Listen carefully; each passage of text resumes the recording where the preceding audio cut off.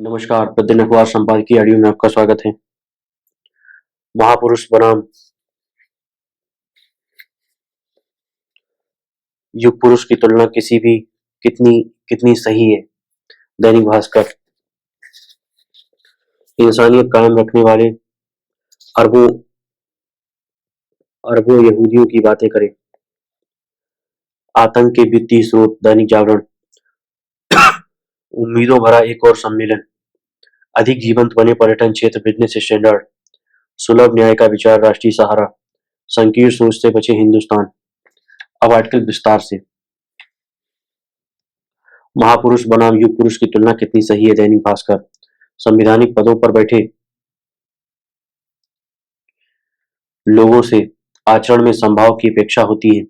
ऐसे ओहदों पर आसीन व्यक्ति से आशा होती है कि वह अपनी व्यक्तिगत भावनाएं जनमंचों से व्यक्त नहीं करेंगे।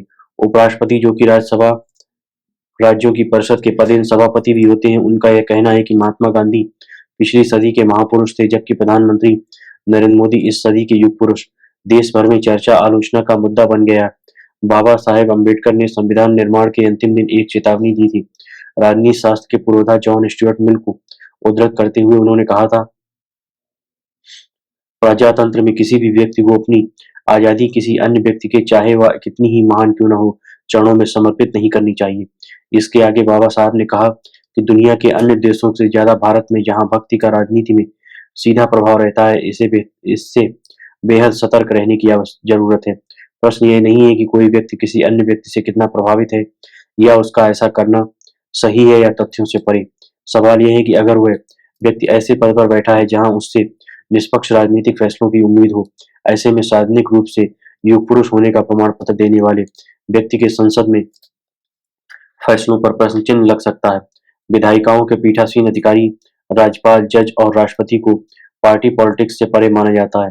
भले ही कॉलेजियम सिस्टम में आने के बाद जजों को छोड़कर सत्तारूढ़ दल और उसके नेता की इच्छा से ही वे यहाँ पहुंचे हों, फिर गांधी के प्रति भारतीय समाज में जो भाव है, उसकी तुलना में किसी वर्तमान राजनीतिक व्यक्ति को युग पुरुष बताना बेमेल सादृश्यता है। इंसानियत कायम रहने वाले अरबों यहूदियों की बातें करें। थॉमस एल फ्रीडमैन, 3 बार पुलित्जर अवार्ड विजेता एवं द न्यूयॉर्क टाइम्स में स्तंभकार। मैं एक अरसे से अरब इजराइल संघर्षों पर अपनी नजर बनाए हुए हूँ और मुझे यह स्वीकारना होगा कि मैं दोनों ही तरह के अतिवादियों से दूरी बनाए रखना पसंद करता हूँ। इसमें एक तरफ है फिलिस्तीन समर्थक वामपंथी, जो कहते हैं कि नदी से समुद्र तक पूरी जमीन फिलिस्तीनियों की है। दूसरी तरफ है ग्रेटर इजराइल की हिमायत करने वाले जियोनिस्ट दक्षिणपंथी। मैं इन दोनों से ही इसलिए दूर रहता हूँ क्योंकि न केवल मुझे भविष्य के लिए उनकी गैर समावेशी दृष्टि घृणित लगती है, बल्कि इसलिए भी क्योंकि मेरे अंदर का रिपोर्टर उन्हें वर्तमान की जटिलताओं के प्रति बेहद संवेदनहीन पाता है। मैं वे यरूशलेम की उन यहूदी माँ के बारे में नहीं सोचते हैं जिसने एक सांस में मुझे बताया था कि कैसे उसे अपने बच्चों को हमास से बचाने के लिए बंदूक का लाइसेंस मिला था, जबकि अगले ही पल वो मुझे बता रही थी कि उसे अपने बच्चों की उस फिलिस्तीनी अरब शिक्षिका पर कितना भरोसा है जो हमास के हवाई हमले के दौरान उसके बच्चों को स्कूल के बम शेल्टर में सुरक्षित स्थान पर लेकर पहुंची थी। बेताइवे के उन इजरायली अरब दुकान मालिक आला अला अमारा के बारे में भी नहीं सोचते हैं जिन्होंने 7 अक्टूबर को अपने सीमावर्ती समुदायों पर हमास के हमले में बच गए यहूदी बच्चों को 50 साइकिलें दान दी थी, लेकिन खुद उनकी दुकान में आग लग गई। यह कारस्तानी एक राष्ट्रवादी इजरायली अरब युवा ने की थी, लेकिन इसके कुछ ही दिनों बाद हिब्रू और अंग्रेजी में एक क्राउड फंडिंग अभियान चलाया गया और उनकी क्षतिग्रस्त दुकान की मरम्मत के लिए $2 लाख से अधिक जुटा लिए गए। इस महीने इजराइल और वेस्ट बैंक की अपनी यात्रा के दौरान मैं इजरायली अरबों और यहूदियों के बीच दिन प्रतिदिन की वास्तविक बातचीत को देखने और उसका मुआयना करने में बहुत समय बिताया। ये बातें हमेशा जटिल, कभी-कभी आश्चर्यजनक, कभी-कभी निराशाजनक होती, लेकिन ये आपकी अपेक्षा से कहीं अधिक प्रोत्साहनकारी भी होती, क्योंकि वे चारों ओर मौजूद सह-अस्तित्व के इतने रूपों को प्रकट करती हैं कि हम यह सपना देख सकते हैं कि एक दिन हमारे पास भूमध्य सागर और जॉर्डन नदी के बीच रहने वाले इजरायलियों और फिलिस्तीनियों के लिए एक टू स्टेट समाधान हो सकता है। उन लोगों के बारे में सोचिए जिन्होंने 7 अक्टूबर के हमले के बाद बचाव और राहत के इतने काम किए थे कि मनुष्यता में आपका भरोसा मजबूत हो जाएगा। तेल अवीव पहुंचाने के तुरंत बाद मेरी मुलाकात शायद आज के सबसे साहसी इजरायली राजनेता मंसूर अब्बास के साथ हुई। वे एक फिलिस्तीनी अरब नागरिक हैं, कट्टर मुस्लिम हैं और इजराइल की संसद के सदस्य हैं। वहाँ वे यूनाइटेड अरब लिस्ट पार्टी की अगुवाई करते हैं। अब्बास की आवाज़ अब और महत्वपूर्ण हो गई है, क्योंकि उन्होंने हमास के आतंकवाद का जवाब खामोशी से नहीं दिया। वे समझते हैं कि इजराइल द्वारा गाजा के नागरिकों को पहुंचाए पहुंचाए दर्द पर गुस्सा आना जायज है, लेकिन सारा आक्रोश गाजा के लिए जाहिर करना इजराइल और दुनिया भर में यहूदियों के मन में संदेह पैदा करता है। वे इस पर गौर करते हैं कि हमास के अत्याचारों के बारे में एक शब्द भी नहीं बोला जाता है। अब्बास ने मुझसे सबसे पहली बात यही कही कि 7 अक्टूबर को जो हुआ उसे कोई स्वीकार नहीं कर सकता और हम उसकी निंदा करते समय किंतु परंतु नहीं कर सकते। वास्तव में इजरायली अरबों ने हमास के हमले की पुरजोर तरीके से निंदा की है। अब्बास ने मुझसे यह भी कहा है कि वास्तव में वह एक इजरायली अरब होना बहुत कि आज एक इजरायली अरब होना बहुत मुश्किल हो गया है, क्योंकि तब हमें 2 बार दर्द का अनुभव करना होता है, एक बार अरब के रूप में और दूसरी बार एक इजरायली के रूप में। आतंक के वित्तीय स्रोत। दैनिक जागरण। आतंक केवल विषैली विचारधारा के माध्यम से ही नहीं फैलता, वह आतंकी संगठनों को धन उपलब्ध कराने से भी फलता फूलता है। इसे देखते हुए केंद्र सरकार ने विभिन्न एजेंसियों को यह जो अधिकार दिया है कि वे बिना देरी के आतंकी संगठनों को वित्तीय मदद देने वालों के खिलाफ कार्रवाई करें और 24 घंटे में उनकी संपत्ति जब्त करें। वह समय की मांग है।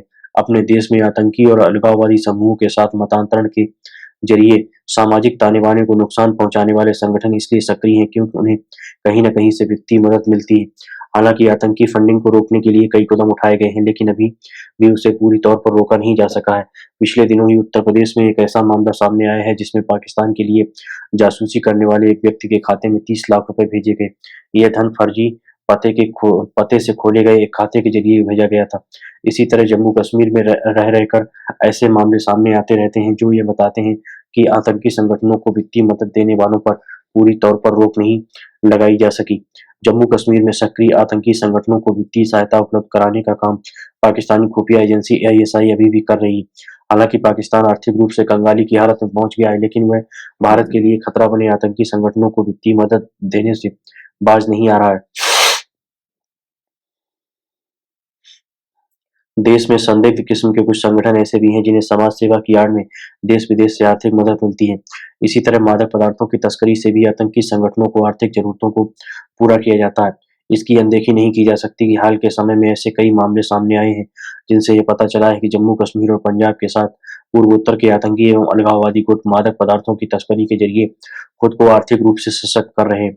यह एक तथ्य है कि मणिपुर हिंसा की आग में इसलिए जला क्योंकि राज्य सरकार मादक पदार्थों की तस्करी करने वालों पर शिकंजा कस रही थी। एक समय था जब हवाला के जरिए इस आतंकी संगठनों को वित्तीय मदद दी जाती थी। अब ये काम क्रिप्टो करेंसी के जरिए भी किया जाने लगा है। क्रिप्टो करेंसी के कारोबार को लेकर कानूनी प्रभाव न होने का फायदा साइबर अपराधियों के साथ आतंकी संगठन भी उठा रहे हैं। जिस तरह आतंकी संगठनों को वित्तीय मदद देने वाले स्रोतों पर लगाम लगाने की आवश्यकता है, उसी तरह नक्सली संगठनों के वित्तीय स्रोत बंद करने भी आवश्यक है। इसी के साथ उसकी तह में भी जाने की आवश्यकता है कि आखिर आतंकी एवं नक्सली संगठन आधुनिक हथियार और विस्फोटक हासिल करने में कैसे सक्षम है।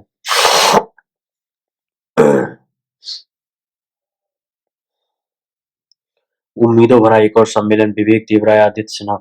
देबराय प्रधानमंत्री की आर्थिक सलाहकार परिषद के प्रमुख और सेना परिषद में ओएसडी अनुसंधान है। जलवायु परिवर्तन को लेकर दुबई में कॉन्फ्रेंस ऑफ पार्टीज जलवायु परिवर्तन को लेकर दुबई में कॉन्फ्रेंस ऑफ पार्टीज यानी COP28 सम्मेलन आयोजित होने जा रहा है। पिछले COP सम्मेलन से लेकर इस नए आयोजन के बीच की अवधि वैश्विक पर्यावरणीय मुद्दों पर पश्चिम के जटिल विमर्श को दर्शाती है। यह जटिलता जलवायु परिवर्तन के लिए कारगर कदम उठाने की पश्चिम की मुखर पैरवी और ऐतिहासिक रूप से कार्बन उत्सर्जन की जिम्मेदारी स्वीकार करने की अनिच्छा के विरोधाभास को भी दिखाती है। पश्चिम के इस रवैये के उन विकासशील देशों के लिए गहरे निहितार्थ हैं जो जलवायु परिवर्तन के बड़े भुक्तभोगी हैं। लॉस एंड डैमेजेस फंड नुकसान एवं क्षतिपूर्ति कोष इसका एक बड़ा उदाहरण है। पिछले कॉप सम्मेलन में सामने आई इस संकल्पना का उद्देश्य जलवायु परिवर्तन से पहुंचे नुकसान की भरपाई करना है। जलवायु जोखिम सूचकांक 2021 के अनुसार विकासशील देशों में जलवायु परिवर्तन का सबसे अधिक खामियाजा भुगतना पड़ा है। ऐसे में इन असंतुलनों को दूर करने के लिए एक खाका तैयार करने की हिमायत बहुत स्वाभाविक है। G77 समूह के साथ ही चीन ने नुकसान एवं क्षतिपूर्ति कोष की पहल में प्रभावी भूमिका निभाई। इस कोष को किसी देनदारी या मुआवजे के बजाय वैश्विक प्रतिबद्धता के रूप में देखा गया। ये दृष्टिकोण जलवायु परिवर्तन के असंगत प्रभाव और उसे दूर करने में विकसित देशों के दायित्व को रेखांकित करता है। इस कोष को विकसित देशों द्वारा अतीत से किए गए कार्बन उत्सर्जन की भरपाई के रूप में देखा जा रहा है। इस कोर्स के मोर्चे पर प्रगति के बावजूद उसे धरातल पर उतारने की राह में तमाम चुनौतियां भी हैं। मिस्र के असवान में ट्रांजिशनल कमेटी की चौथी बैठक के दौरान चर्चा और उसके बाद की अन्य बैठकों में इसकी जटिलताओं से साक्षात्कार हुआ है, विशेषकर इस पहलू को लेकर कि कोष को व्यावहारिक रूप में कैसे आकार दिया जाए। अबू धाबी में हुई 5वीं बैठक में जरूर कोई समाधान निकलता दिखा, जिस पर अंतिम निर्णय COP28 में होगा। इस सम्मेलन के दौरान यदि ये कोष अस्तित्व में आता है तो वैश्विक जलवायु अभियान में ऐतिहासिक उपलब्धि होगी। हालांकि उससे पहले कुछ मुद्दों पर सुलझाना होगा। सबसे पहली चुनौती तो इस कोष के योगदान के पैमाने को निर्धारित करने की है। इस मामले में विकासशील देश अतीत से चले आ रहे उत्सर्जन का हवाला देते हुए विकसित देशों से अधिक वित्तीय योगदान चाहते हैं। वहीं अमेरिका और यूरोप सहित पश्चिम का तबका चाहता है कि उभरती हुई अर्थव्यवस्थाएं भी इसका व्यय साझा करें। इस बहस में एक व्यापक मुद्दा यह भी है कि जलवायु परिवर्तन से निपटने के मामले में पश्चिम विकासशील देशों को पर्याप्त संसाधन नहीं उपलब्ध करा पाया है। पश्चिम ने 2009 में यह वादा किया था कि वह इसके लिए 2020 तक $100 अरब सालाना तक की राशि उपलब्ध कराएगा, लेकिन ऐसा नहीं हो पाया। ऐसे में नुकसान एवं क्षतिपूर्ति कोष में पश्चिम के योगदान को निर्धारित करने में COP28 एक अहम पड़ाव बनने जा रहा है।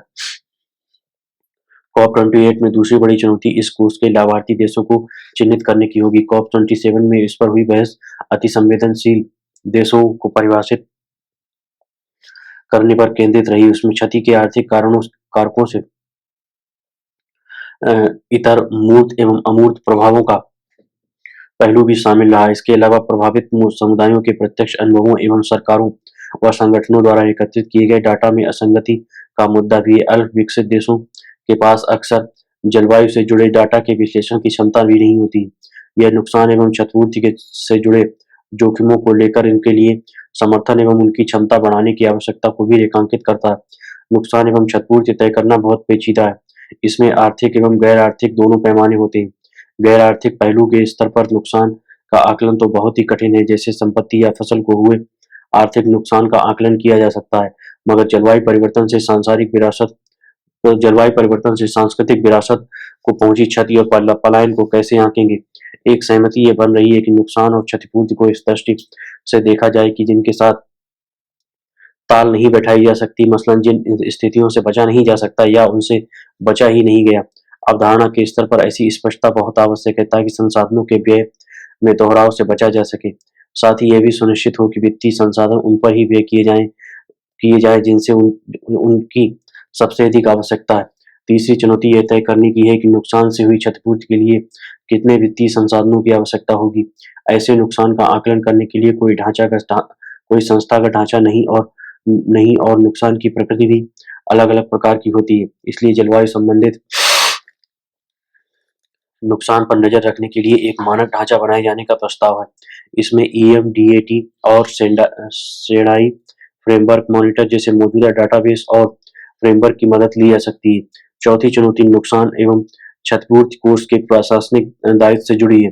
अमेरिका और यूरोप चाहते हैं कि यह कोष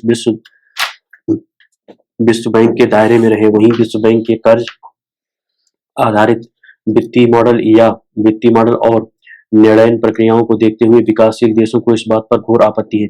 इन आपत्तियों के बावजूद एक तात्कालिक समझौता यह हुआ है कि कुछ शर्तों के साथ ये कोष 4 वर्षों के लिए विश्व बैंक के पास रहेगा। शर्त यही है कि एक तो कोष के माध्यम से अनुदान में कोई अवरोध नहीं होगा और इसके दरवाजे उन देशों के लिए भी खुले रहेंगे जो विश्व बैंक के सदस्य नहीं हैं। कुल मिलाकर COP28 सम्मेलन का परिणाम यह तय करेगा कि जलवायु परिवर्तन से निपटने के लिए अंतर्राष्ट्रीय समुदाय कितना गंभीर एवं प्रतिबद्ध है। इसकी सफलता विकासशील देशों के लिए एक बड़ी उपलब्धि होगी, जिन्होंने पश्चिमी देशों के अतीत से होते आ रहे उत्सर्जन की भारी कीमत चुकाई है। यह कोर्स उस अन्याय को दूर करने की दिशा में पहला कदम होगा। अधिक जीवंत बने पर्यटन क्षेत्र business standard. Sri Lanka Sri Lanka, Thailand और मलेशिया ने पर्यटन उद्योग को प्रोत्साहित करने के वास्ते भारतीयों के लिए वीजा की आवश्यकता समाप्त कर दी। ऐसी खबरें हैं कि वियतनाम भी ऐसी ही नीति शुरू करने पर विचार कर रहा है। थाईलैंड अपने पूर्वी आर्थिक गलियारे में भारतीय नागरिकों के लिए 10 वर्ष की अवधि का निवेशक वीजा शुरू कर सकता है। इन देशों के निर्णयों से लगता है कि वे भारतीय पर्यटकों को अधिक महत्व दे रहे हैं। भारतीय सैलानी कोविड महामारी के बाद आर्थिक सुधार में इन देशों के पर्यटन क्षेत्र की मदद कर रहे हैं। यात्रा वीजा मुक्त किए जाने से यात्रा वीजा मुक्त किए जाने से कई तरह की झंझट समाप्त हो जाएंगी और इसका परिणाम होगा कि पर्यटकों की आमद बढ़ जाएगी। चीन से आने वाले पर्यटकों की संख्या कम होने के बाद दक्षिण पूर्व एशियाई देशों ने भारतीय पर्यटकों को आकर्षित करने पर ध्यान देना शुरू किया। श्रीलंका सरकार का इस संबंध में उठाया गया कदम आवश्यकता से अधिक जुड़ा हुआ है। वहां की सरकार ऋण के बोझ से करा रही अर्थव्यवस्था को उबारना चाहती है। ऑस्ट्रेलिया और रूस ने भी वीजा संबंधित प्रक्रियाएं सरल बना दी हैं। इन देशों ने अधिक से अधिक पर्यटकों को आकर्षित करने के लिए ई वीजा की शुरुआत की है।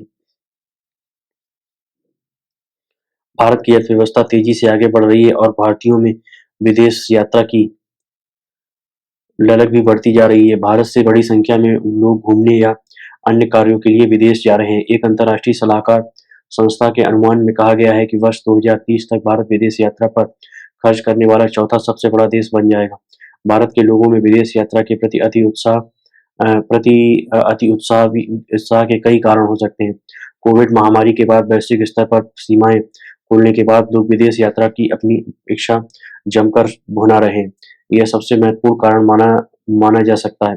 भारत में आबादी का स्वरूप भी एक बड़ा कारण रहा है। युवा लोगों में विदेश यात्रा करने की ललक अधिक बढ़ रही। कुछ खंडों में भारतीय उपभोक्ता बाजार का बढ़ता आकार संकेत दे रहा है कि ऐसे भारतीय परिवारों की संख्या बढ़ी है जो घूमने फिरने एवं मनोरंजन पर अधिक खर्च करने की क्षमता रखने लगे। वर्ष 2019 में यात्रा एवं पर्यटन पर लगभग $15 करोड़ खर्च हुए थे और अनुमान है कि 2030 तक यह बढ़कर $410 अरब तक पहुंच सकता है।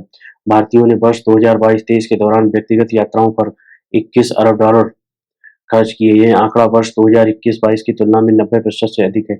यूरोपीय संघ के शेंगन और अमेरिका के वीजा के लिए प्रतीक्षा अवधि लंबी होने से दक्षिण पूर्व एशियाई देश भारतीयों के लिए घूमने फिरने के आकर्षक केंद्र बनते जा रहे हैं। इस बीच भारत सरकार स्थानीय स्तर पर पर्यटन की संभावनाएं बढ़ाने पर ध्यान दे रही है, जो स्वागत योग्य कदम है।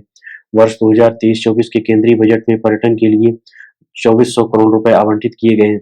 पिछले वर्ष की तुलना में यह राशि 18.24% अधिक है। प्रधानमंत्री नरेंद्र मोदी ने मन की बात कार्यक्रम की नवीनतम कड़ी में देश के नागरिकों से विदेश में विवाह समारोह आयोजित करने से बचने का आग्रह किया है। सरकार ने हाल ही में एक अभियान की शुरुआत की जिसमें भारत को विवाह समारोह आयोजित करने के विशिष्ट स्थान के रूप में दिखाया गया है।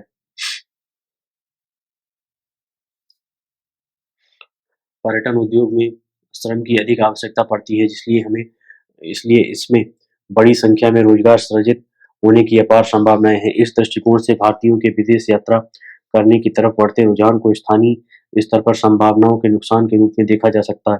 भारत में एक जीवंत पर्यटन क्षेत्र विकसित करने के लिए सरकार के सभी स्तरों पर प्रयास की आवश्यकता होगी। केंद्र सरकार, राज्यों और स्थानीय निकायों को देश में पर्यटन केंद्र विकसित करने के लिए साथ मिलकर काम करना होगा। इसके लिए सरकार को आधारभूत ढांचे में निवेश करने के साथ स्थानीय एवं विदेशी पर्यटकों को आकर्षित करने के वास्ते सुविधाएं विकसित करनी होंगी। विदेशी पर्यटकों को रिझाने के लिए वीजा नीति उदार बनाने से निकट अवधि में उनकी आमद बढ़ जाएगी, परंतु ऐसा करते समय भारत को सतर्क रहने की भी आवश्यकता है। उसे अल्प अवधि में बड़ी संख्या में वीजा निर्गत करने के लिए एक ठोस प्रशासनिक ढांचा तैयार करना होगा। वीजा की अवधि समाप्त होने के बाद विदेशी नागरिकों के टिके रहने, तस्करी, अनियमित पलायन और वीजा मुक्त देशों से आश्रय देशों से आश्रय आवेदनों से जुड़े मामलों से भी भारत को निपटना होगा। सुलभ न्याय का विचार, राष्ट्रीय सहारा।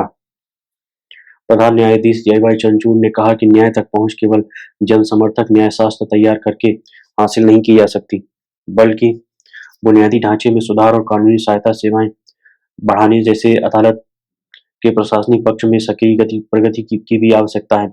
जस्टिस चंद्रचूड़ ने राष्ट्रीय कानूनी सेवा प्राधिकरण नालसा द्वारा सोमवार को आयोजित पहली क्षेत्रीय सम्मेलन में कहा कि न्यायाधीश के लिए चुनौती व्यक्तिगत मामलों के तथ्यों में न्याय करना नहीं है, बल्कि प्रक्रियाओं को संस्थागत बनाने और चीजों को तात्कालिकता से परे देखने की है।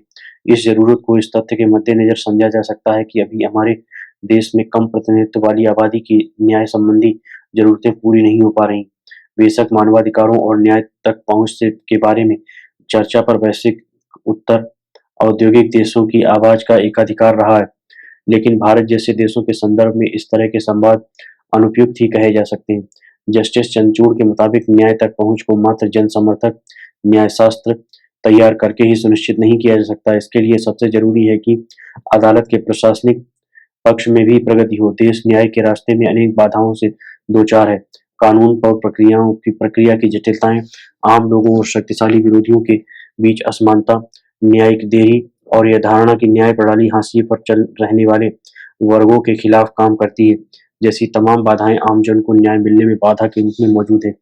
लंबित मामलों का तो यह आलम है कि समूची न्यायिक प्रक्रिया बोझिल हो चुकी है। ढांचागत सुविधाओं के अभाव और न्यायिक अधिकारियों के जरूरत से कम संख्या का दंश हर दिन महसूस किया जाता है। आम जन को न्याय सुलभ न होने से उसके सामने अस्तित्व संबंधी चुनौती है। जरूरी है कि न्यायिक क्षेत्र सकारात्मक पहल की जाए और ऐसी नीतियां बने जिनसे कमजोर वर्गों के सामने आने वाली समस्याओं को दूर किया जा सके। कहना ना होगा कि अभी भी प्रक्रियागत संहिता और दंडशास्त्र में अनेक शोषणकारी प्रावधान पर अंकुश नहीं लगाया जा सका। न्यायाधीशों की संख्या भी जरूरत के अनुरूप नहीं है। प्रधान न्यायाधीश ने यकीनन सुलभ न्याय के लिए बुनियादी ढांचे में सुधार की बात कहकर एक बड़ी बाधा की ओर ध्यान इंगित किया है। संकीर्ण सोच से बचे हिंदुस्तान। पाकिस्तानी कलाकारों को भारतीय वीजा देने पर रोक लगाने की मांग करने वाली याचिका को खारिज करते हुए सुप्रीम कोर्ट ने 28 नवंबर की जो टिप्पणी की, उसके गहरे निहितार्थ हैं। फैज अनवर कुरैशी की इस याचिका पर आधा अदालत ने उन्हें उचित सलाह दी है कि इतनी संकीर्ण सोच मत रखिए। अदालत की इस टिप्पणी से न सिर्फ मानवीय मूल्यों की भारतीय स्थापनाओं के प्रति आदर ध्वनित होता है, बल्कि प्रकारांतर से यह टिप्पणी कार्यपालिका के अधिकारों की भी रक्षा करती है, क्योंकि ऐसे फैसले करना सरकार का काम भी है। याचिकाकर्ता कुरैशी इस संवैधानिक नुक्ते से वाकिफ थे, लेकिन उन्होंने शीर्ष तरह से गुहार लगाई थी कि पाकिस्तानी गायकों, अदाकारों, संगीतकारों, गीतकारों तथा तकनीशियनों को भारतीय वीजा न देने के लिए वह गृह मंत्रालय, विदेश मंत्रालय और सूचना एवं प्रसारण मंत्रालय को निर्देश दे। गनीमत है कि याचिकाकर्ता उसी समुदाय से ताल्लुक रखते हैं जिससे पाकिस्तान के बहुसंख्यक कलाकार आते हैं, वरना इनकी संख्या सांप्रदायिक नजरिए से की जाती और एक बेकार का बेतंडा खड़ा करने की कोशिश होती। आश्चर्य की बात तो यह है कि पहले ही महीने बॉम्बे हाईकोर्ट ने कुरैशी की याचिका नामंजूर करते हुए कुछ ऐसी बातें कही थी, फिर भी वह शीर्ष अदालत पहुंच गए। बॉम्बे हाईकोर्ट ने साफ कहा था कि देशभक्त होने के लिए किसी व्यक्ति को पड़ोसी देशों से दुश्मन जैसा व्यवहार करने की आवश्यकता नहीं। जाहिर है कोई भी देशभक्त नागरिक यही चाहेगा कि उसकी सरहदें न सिर्फ सुरक्षित रहें, बल्कि पुरअमन भी रहे और पड़ोसी देशों के साथ रिश्ते सुधारने की दिशा में पहल हो। एक देशभक्त नागरिक यह भी नहीं चाहेगा, बल्कि उसे ऐसी कोशिश भी नहीं करनी चाहिए कि देश के जिम्मेदार लोगों का बेशकीमती वक्त खराब हो। जिस देश में करोड़ों मुकदमे निपटारे की बात जो रहे हैं, वहां ऊंची अदालतों का वक्त जाया करना किसी अपराध से कम नहीं। ऐसी कुचेष्टा को हतोत्साहित करने के लिए ही अदालतों ने फिजूल की याचिकाएं लगाने वालों पर कई बार भारी जुर्माने भी लगाए हैं।